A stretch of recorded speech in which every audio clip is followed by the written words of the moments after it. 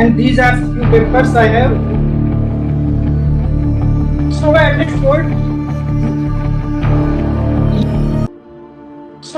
point, ये दे देना।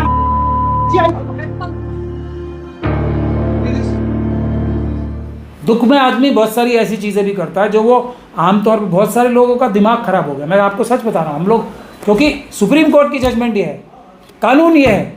अब आप किसी पुलिस स्टेशन में चले जाओ जहाँ कोई भ्रष्ट अधिकारी बैठा है, और आज ज़्यादातर तो अब आरएसएस और बीजेपी के राज में भ्रष्ट अधिकारी ढूंढ ढूंढ के लाए जाते हैं।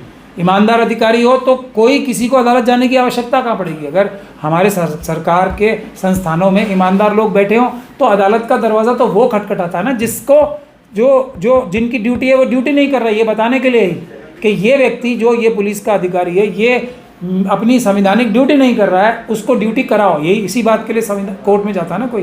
कोर्ट की तरफ फ्रस्ट्रेशन इसलिए होती है क्योंकि एक वो हमारे सिस्टम का सबसे अच्छा तरीका है जहाँ सबकी सुनवाई होती है।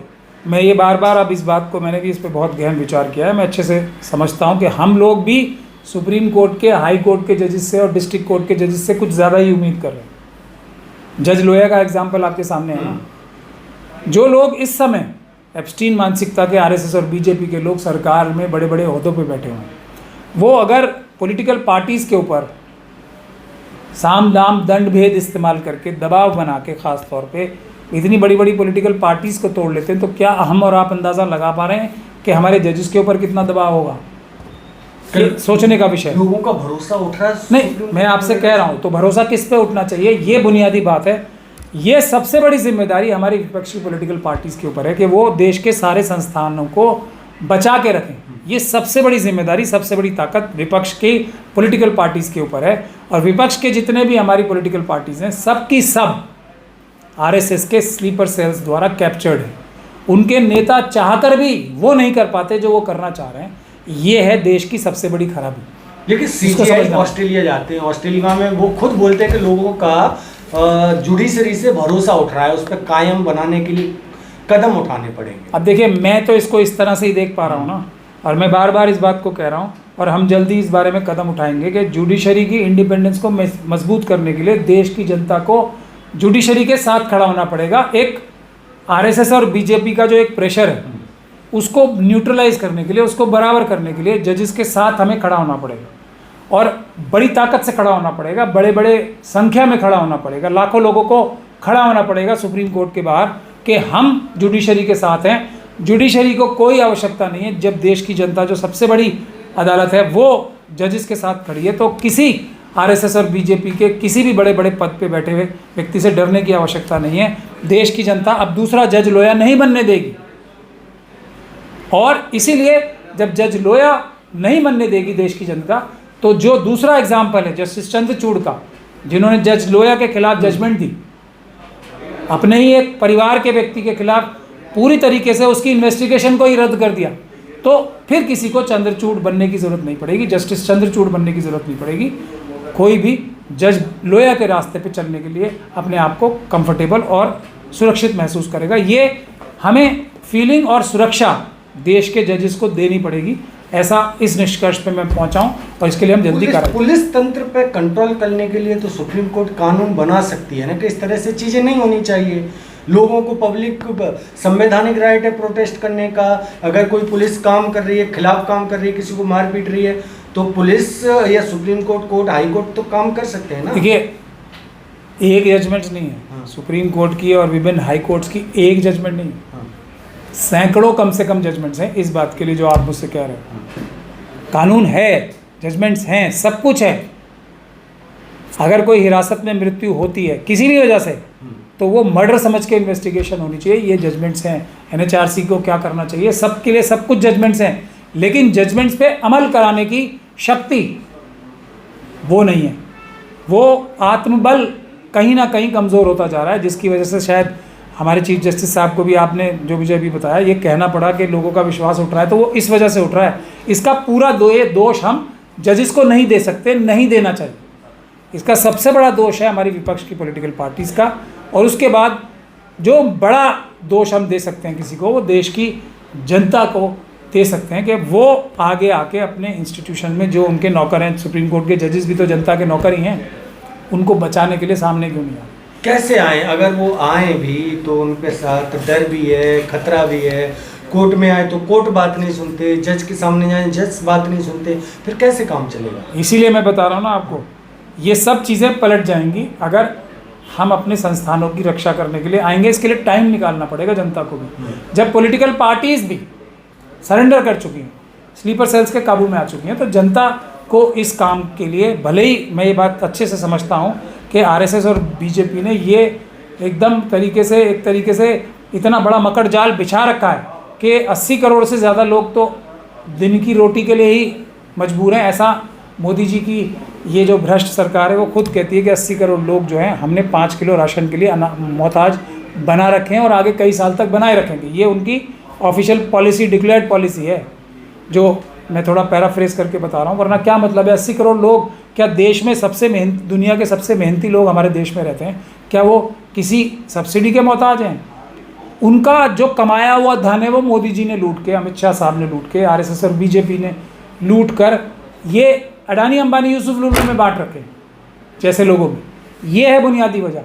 तो हमारी देश की जनता को एक मकड़ जाल में फंसाया हुआ है, लेकिन इस मकड़ जाल में फंसे होने के बावजूद भी हमें देश बचाने के लिए कुछ समय निकालना पड़ेगा। अगर हम चंद घंटे भी हफ्ते में निकालेंगे सब लोग, तो मुझे पूरा विश्वास है संस्थान काम करना शुरू करेंगे। बाबा साहब ने जो संविधान बनाया है, बहुत सोच समझ के, बहुत ही अच्छा सुरक्षित निज़ाम एक बनाया है, वो धीरे धीरे करके काम करना शुरू करेगा। जैसे जैसे हमारे संस्थानों की ताकत बढ़ेगी, धीरे से थोड़ी सी भी बढ़ेगी, तो आरएसएस और बीजेपी के लोग पीछे हटना शुरू होंगे और वो जेल जाना भी शुरू होंगे। ये बात तय है। क्योंकि आप भी शुरू से कई बार जब हमने बात की आपसे, आप भी कई बार सवाल खड़े करते रहे कि आप सुप्रीम कोर्ट मान जाइए, सुप्रीम कोर्ट से उम्मीद लगाना भूल जाइए। जब सुप्रीम कोर्ट में जाने से उम्मीद नहीं लगेगी फिर कैसे काम चलेगा? आप भी यही चीज़ करते रहे। तो देखिए, मैं थोड़ा नज़दीक सुप्रीम कोर्ट के जाता हूँ मैं, क्योंकि मैं सुप्रीम कोर्ट आमतौर पे जाता ही हूँ और मेरे केसेस भी वहाँ रेगुलरली हम लोग बहस करते हैं। तो थोड़ा सा हमें वहाँ क्या माहौल है, क्या फीलिंग है, क्या मजबूरियाँ हैं वहाँ के लोगों की, जो अच्छे लोग भी हैं उनकी क्या मजबूरियाँ हैं, उनको हम थोड़ा सा ज़्यादा जनता से समझते हैं और इसीलिए बोलते हैं कि वहाँ जाने से कोई लाभ नहीं होगा। तभी तो सुप्रीम कोर्ट फ्रस्ट्रेट हो रही है ना सर। फ्रस्ट्रेट होने की वजह, जो काम हमें करना है, हाँ, हम पूरी तरीके से निर्भर हो गए कि अब ये जज बन गए। भले ही जज लोया का एग्जाम्पल उनके सामने है, हर जज जो है जान हथेली पे लेके ये काम करे। हालांकि एक ये बात में लॉजिक है, इतनी उनको सुविधाएं, इतनी सुरक्षा, इतने अच्छे सारी फैसिलिटीज़ और उन सबसे बढ़कर इतनी इज्जत है। माय लॉर्ड, उन्हें माय लॉर्ड बोला जाता है, योर ऑनर बोला जाता है। तो ये सब चीज़ें जब भारत के संविधान ने उन्हें दी हैं, तो अगर जान हथेली पे भी लेनी पड़े तो उनको लेके जज लोया के रास्ते पे चलना चाहिए। ये बात मैं मानता हूँ, लेकिन फिर भी एक आम इंसान है वो भी, बहुत सारे लोग जज लोया के रास्ते पे नहीं चल पाते। तो देश की जनता तो सबसे ऊपर है ना, संविधान में भी सबसे ऊपर कौन है? संविधान सबसे ऊपर और उसके बाद जनता सबसे ऊपर। तो देश की जनता को जब विपक्ष भी हमारी सरेंडर कर चुकी है, वो भी जज लोया के रास्ते पे चलने को तैयार नहीं है, वो भी चंद्रचूड़ साहब के रास्ते पे चलने को तैयार है, तो जनता को तो देश बचाना पड़ेगा ना। इसमें थोड़ी सी मेहनत करनी पड़ेगी। देखिए, जहाँ हम लोगों ने जो भी अच्छा आंदोलन हुआ है उसमें रिजल्ट्स आते हैं। ईवीएम का आंदोलन हुआ तो 240 पैरों की बीजेपी। उसी तरीके से कोई भी किसानों ने आंदोलन किया तो भले ही 700 लोगों ने कुर्बानी दी, लेकिन हमारे देश के करोड़ों किसान तो बच गए। वरना हर एक किसान की ज़मीन अब तक छीन के मोदी जी, अमित शाह जी, आरएसएस और बीजेपी चाइना के लोगों को और दूसरे विदेशी लोगों को बांट चुके होते अब तक, अडानी अंबानी यूसुफ लुलू जैसे लोगों के थ्रू। तो वो फ़ायदा हुआ ना। सीए एनआरसी के प्रोटेस्ट हुए तो आज तक एनआरसी रजिस्टर नहीं बनाया गलत वाला, वो अलग दूसरी तरीके से कान घुमा घुमा के बड़े पकड़ रहे हैं, एसआईआर के ज़रिए दूसरे तरीके से पकड़े जा रहे हैं कान आरएसएस और बीजेपी द्वारा, लेकिन सीधे सीधे एनआरसी तो लागू नहीं किया ना। तो हर आंदोलन में सफलता मिली है, जो भी थोड़ा सा मजबूत आंदोलन हुआ है। लेकिन अगर जुडिशरी को बचाने के लिए, और मैं घूम फिर के फिर वहीं पे आ जाना चाहता हूँ, ईवीएम है सबसे बड़ा मुद्दा।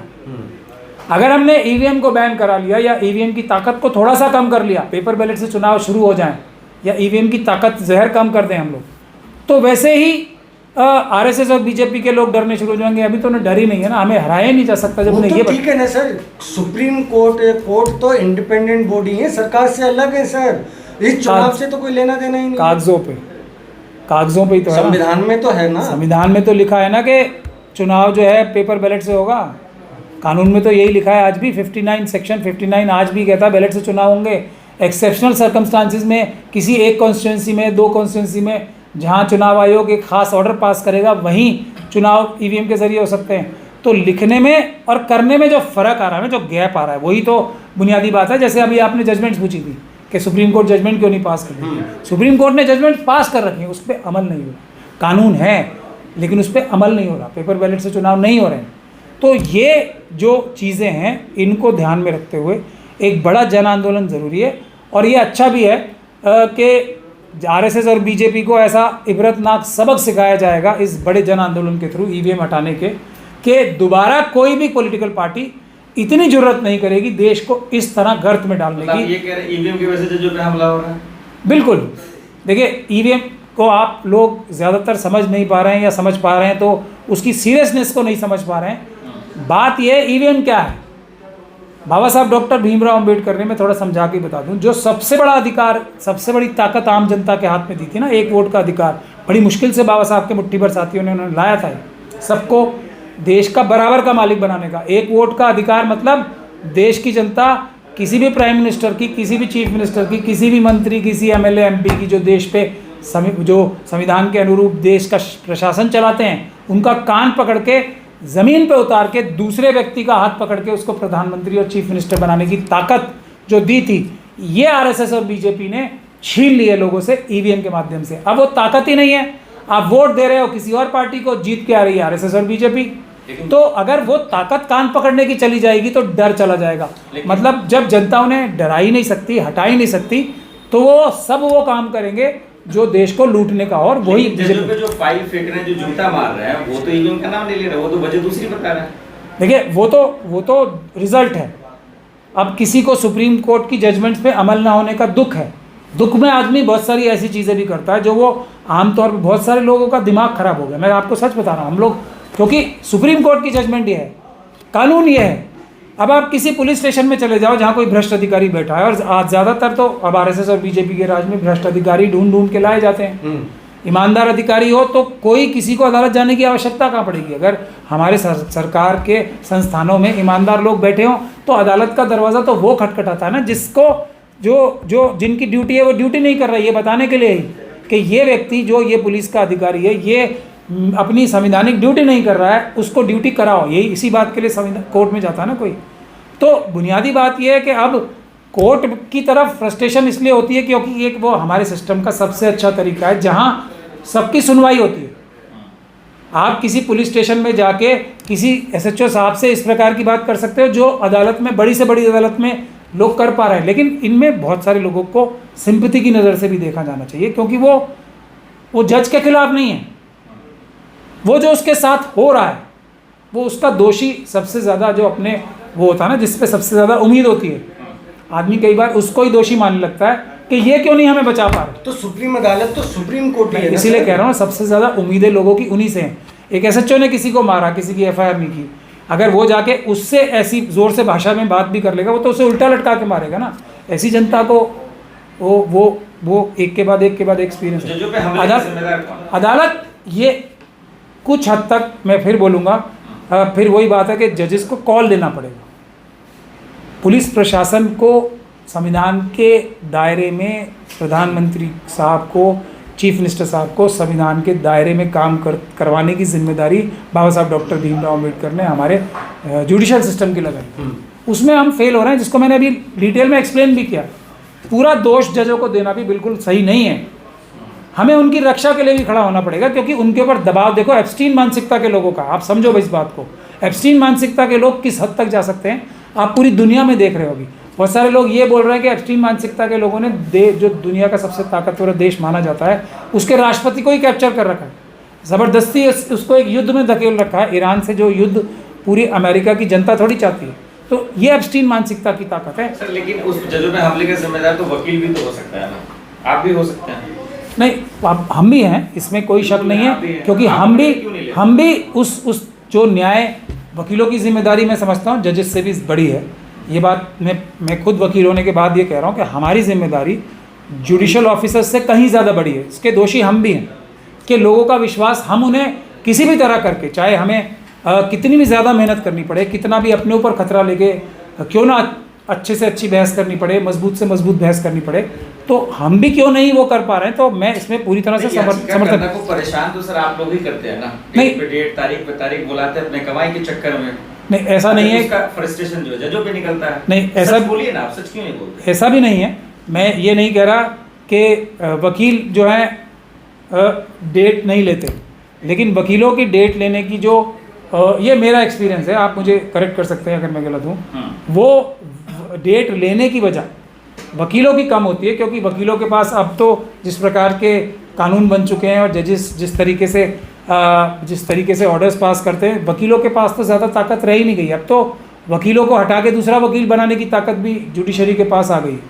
तो इसका दोष, इस चीज़ का दोष कि तारीख पे तारीख लेने का वकीलों को हम थोड़ा कम दे सकते हैं, लेकिन जज याचिकाकर्ता का हल नहीं निकला ना सर, वो तो वकील को ही पकड़ेंगे। नहीं, जज बदल देंगे वकील को, ये मैं कह रहा हूँ, जो कि सबसे बड़ा अधिकार है किसी भी याचिकाकर्ता का कि वो अपनी मनमर्जी का वकील ले।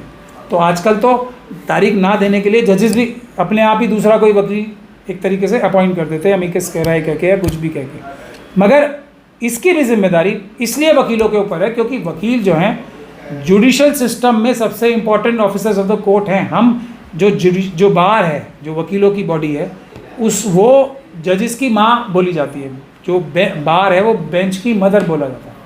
तो कहीं ना कहीं जिम्मेदारी वकीलों की भी है, और वकीलों से भी ज़्यादा हमारी जो लीडरशिप है बार की, जैसे मनन कुमार मिश्रा साहब के बारे में मैं भी बताऊं, उन्होंने अभी ये ऐसी एक चौंका देने वाली, बड़ी झंझोड़ देने वाली स्टेटमेंट दी कि 30 से 40% तक वकील जो हैं वो फर्जी हैं। अब ये तो मनन कुमार मिश्रा साहब की जिम्मेदारी थी ना कि फर्जी वकील वो रजिस्टर ना हो, तो लीडरशिप की भी बहुत बड़ी कमी है। तो मैं ये समझता हूँ बहुत जल्दी ये वाली समस्या का हल तो बहुत जल्दी होने वाला है। जो फर्जी वकील हैं उनके खिलाफ सख्त से सख्त कानूनी कार्रवाई करके हम लोग उसका निदान तो करने की चेष्टा कर ही रही है बार, और बहुत जल्दी इसके बारे में निदान करेंगे। लेकिन मैं आपको फिर ये बात बता रहा हूँ कि बार की जिम्मेदारी इसलिए है क्योंकि सबसे पावरफुल बॉडी जुडिशल सिस्टम में बार है। जजेस को मजबूत करना, जजेस से अपने क्लाइंट्स के लिए अच्छे से अच्छे फैसले लाना, कम से कम अच्छे से अच्छे नहीं तो न्यायपूर्ण फैसले लाने में कहीं ना कहीं जिम्मेदारी वकीलों की भी है। तो उसको मैं तस्लीम करता हूँ, इसमें मैं मना नहीं करूँगा कि हमें और मजबूती से केस दायर करने चाहिए और अच्छी बहस करनी चाहिए, बैकफुट पे नहीं जाना चाहिए अदालतों में, जो आजकल ऐसा हो जाता है। तो ये हमारी भी गलती है, इसको मैं बिल्कुल मना नहीं करूँगा, सबकी गलती है, और वकीलों की सबसे बड़ी गलती इसलिए क्योंकि सबसे ताकतवर बॉडी ही हम। Thank you.